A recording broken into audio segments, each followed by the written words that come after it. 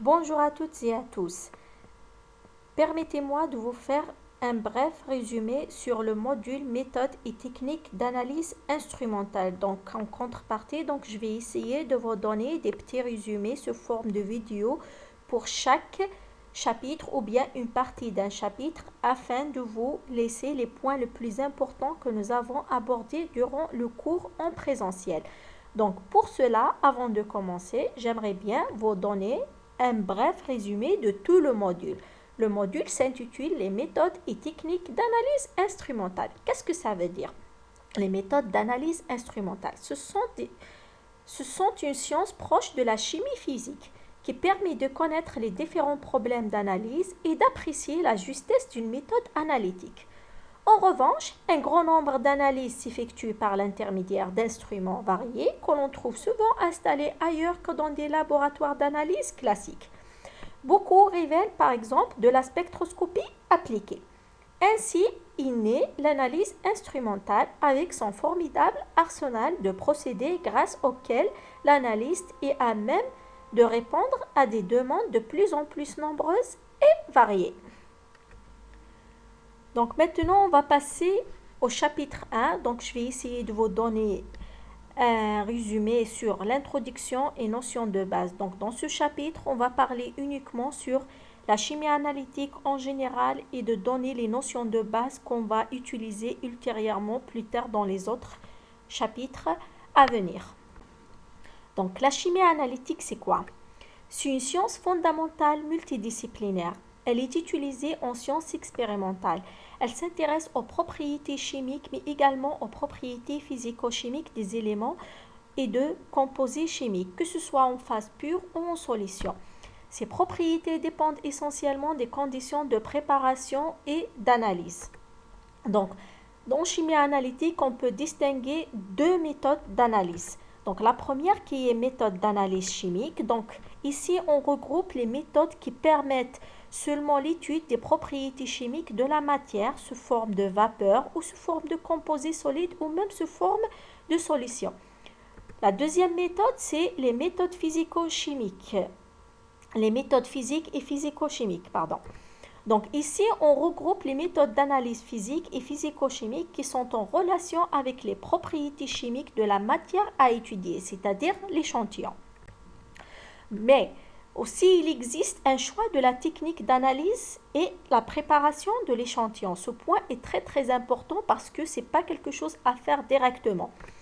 Donc, afin de réaliser une étude correcte et précise d'une propriété chimique de la matière, c'est-à-dire l'analyste doit non seulement maîtriser l'ensemble des connaissances de base nécessaires, c'est-à-dire il doit avoir les connaissances scientifiques importantes, mais aussi il doit être capable de choisir la meilleure technique adaptée à cette propriété chimique.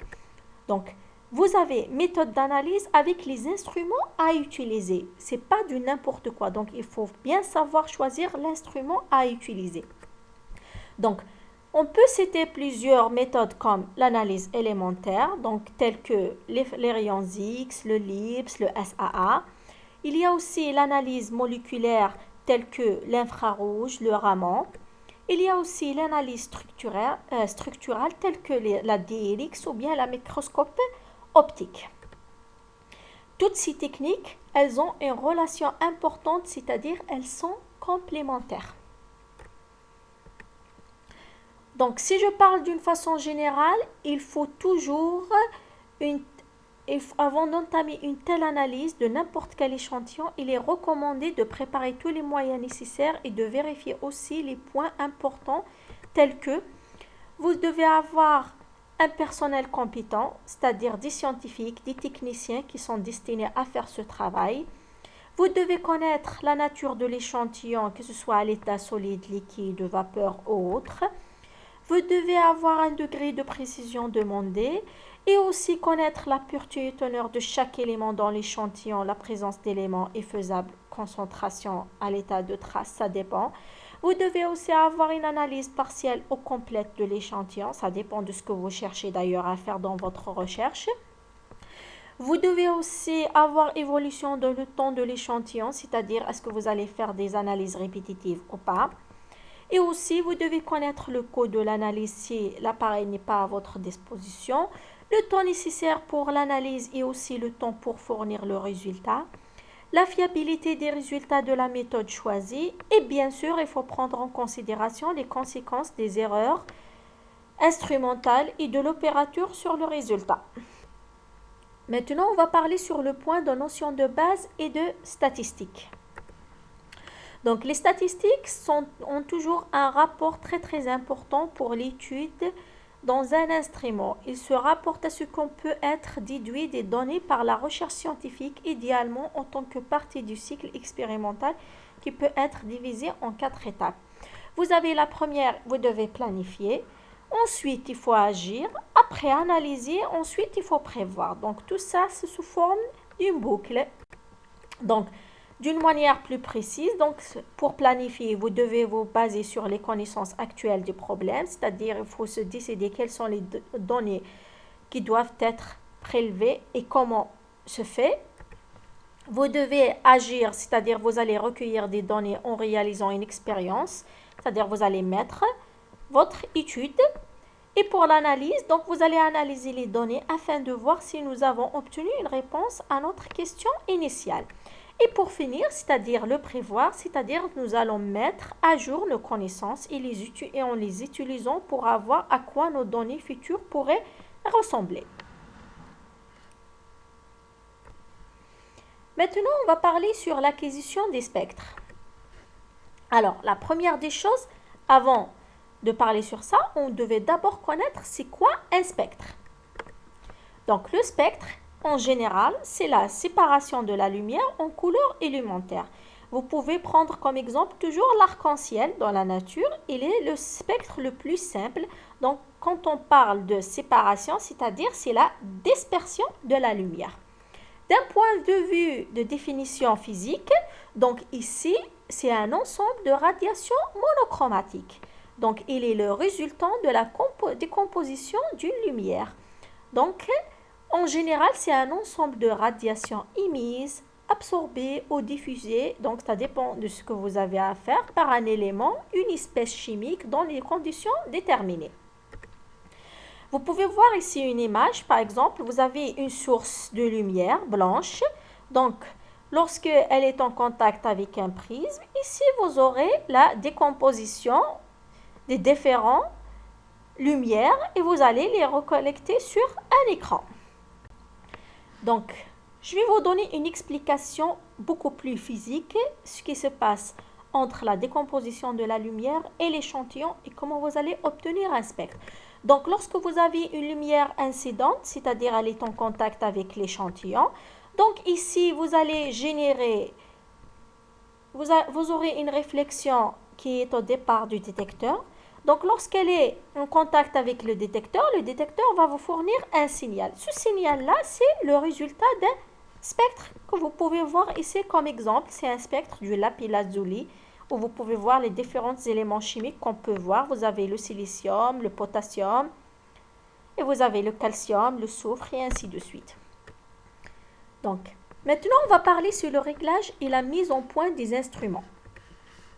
Donc, le réglage d'un instrument se fait selon le matériel et les moyens dont on dispose pour chaque instrument. Donc, de nombreux montages sont possibles pour un travail bien structuré. Nous nous limitons aux plus simples qui ont une particularité en commun. Donc, vous avez la calibration. C'est quoi la calibration? La calibration, en général, c'est l'étalonnage d'un instrument. Donc, c'est une opération qui consiste à mesurer la même grandeur avec l'équipement à étalonner et l'équipement étalon, et comparer les indications des deux instruments, puis exploiter les résultats de cette comparaison. Donc, c'est une étape assez simple. Donc, chaque instrument, vous devez lui faire avant une calibration afin d'entamer votre mesure. C'est très important parce que vous devez être sûr que votre instrument est fiable du résultat qu'il va vous donner. Donc, vous avez aussi un point très important, c'est le temps d'acquisition et le nombre de spectres à moyenner. Donc, quand vous faites chaque mesure, le temps d'acquisition est très important parce qu'il va vous permettre de définir. Parfois, plus de temps est assez grand, on risque de faire brûler notre échantillon.